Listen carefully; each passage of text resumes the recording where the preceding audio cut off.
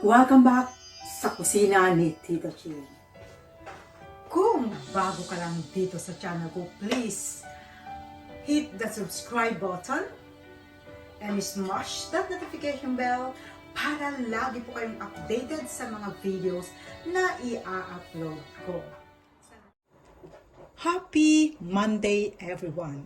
Yan. This episode guys ay magluluto po tayo ng kinamatisang pork. Ayan. So, atin nang ipapakita yung ating mga ingredients. Ito, syempre pork, ang ating unang ingredients. Gumamit ako dito ng 700 grams of pork belly. Ayan. So, dahil kinamatisan, mayroon din tayong kamatis. Yan.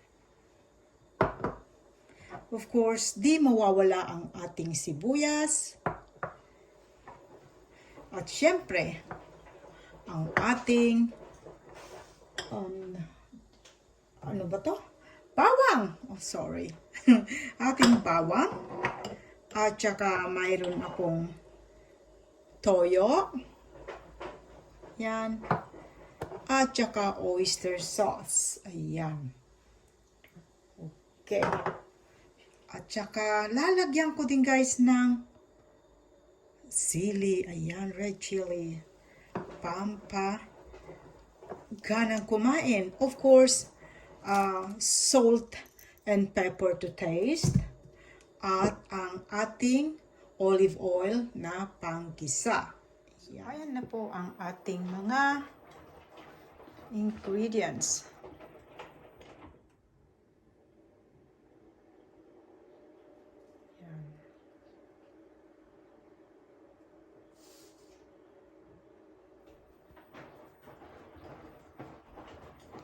Okay, so umpisahan na natin guys ang ating pagluluto. Isang napakadali lang na naman na recipe ito guys. Okay, so sindihan na natin ang ating kalan. So una kong gagawin guys ay ilalagay ko, isi-sear natin itong ating pork.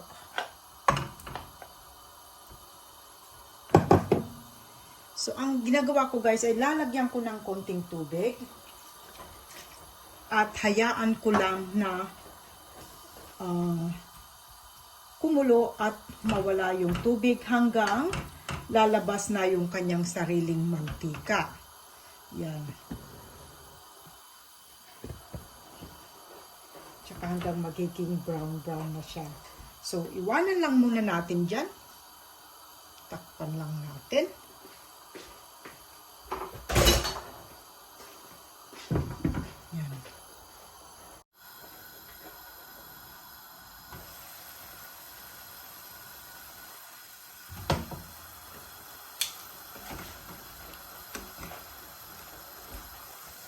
So, lalagyan natin, sisisod natin ng salt.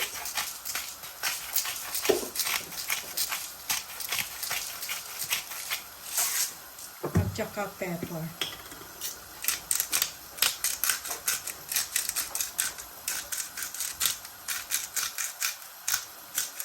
At hayaan lang natin, dyan na.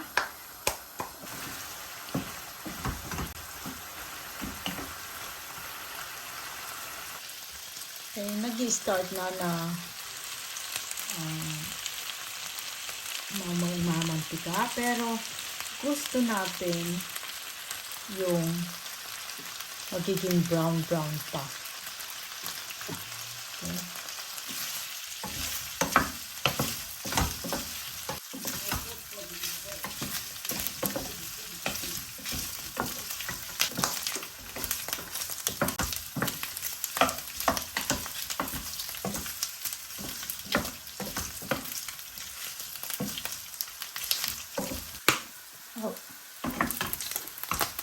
Ayan, so nag-brown na guys. Yan ang gusto natin ma-achieve. So, ang gagawin ko guys ay tatanggalin ko yan. Isa-set aside ko lang muna siya. So, turn off muna natin yung ating kalan. ilagay natin sa isang lalagyan.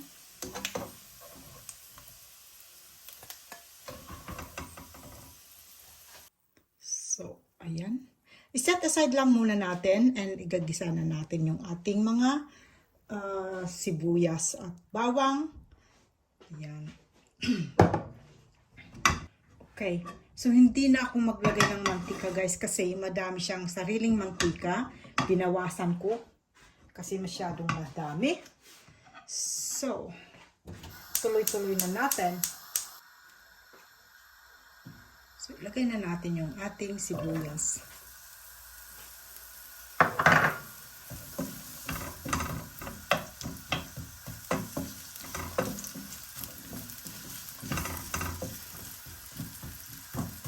Para sa mga gustong sundan ang recipe na to guys ay ilalagay ko yung list sa dulo ng video na to.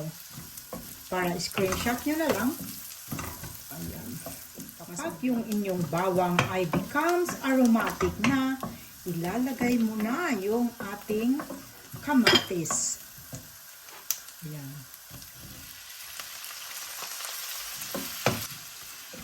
So, yung kamatis natin guys ay kailangan lutong-lutuin natin ng maigi.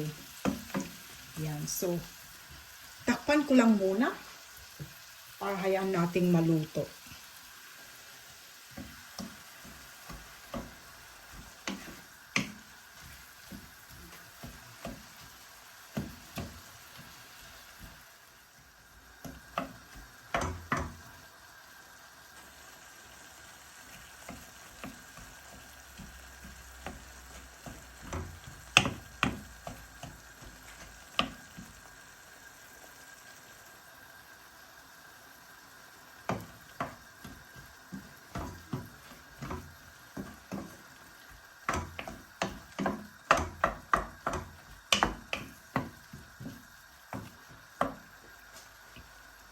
Okay, so, pwede na nating ilagay yung ating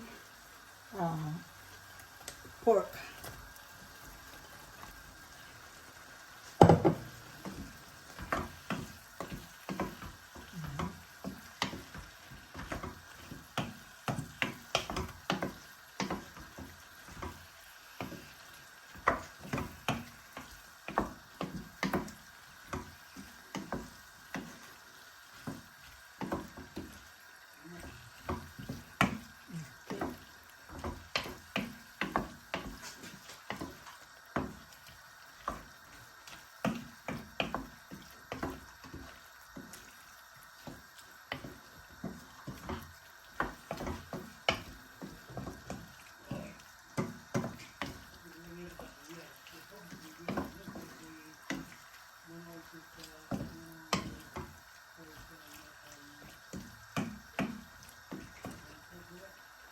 Okay, so lalagyan na natin yung ating toyo. Lagay na natin.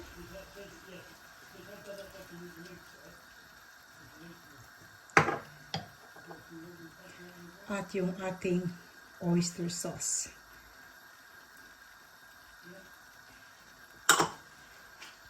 Mix lang mabuti.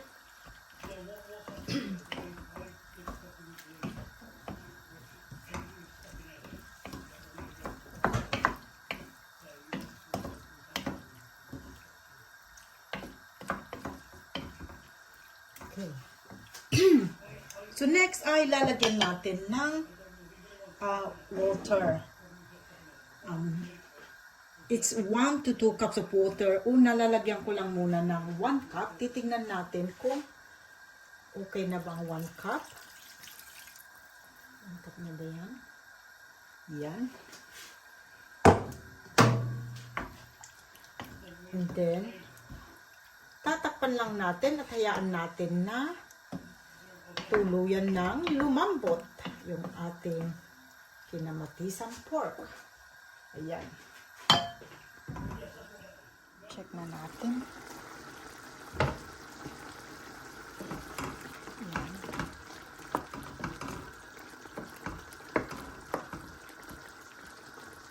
Lagay na natin yung ating sili.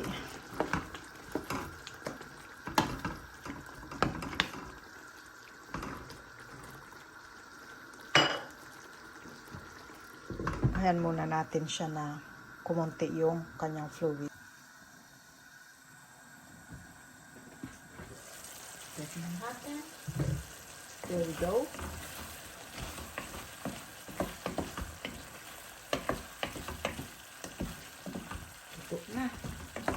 Ito na ang ating kinamatisang pork. Ayan. I-transfer na natin sa isa.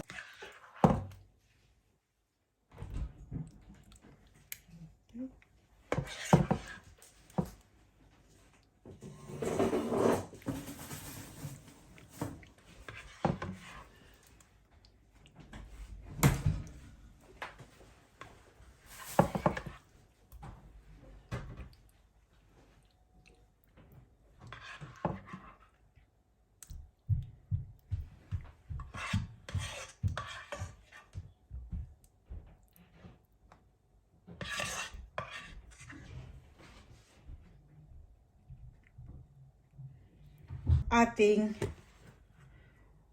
kinamatisang pork. Yum!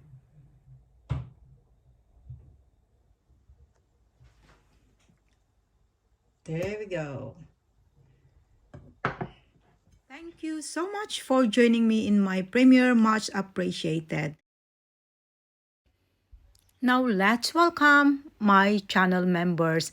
Please do connect to all of them because they are all legit and very supportive. And I got as well the non-YT members. Thank you for watching. See you soon in my next vlog. Keep safe everyone. Bye! Today's video.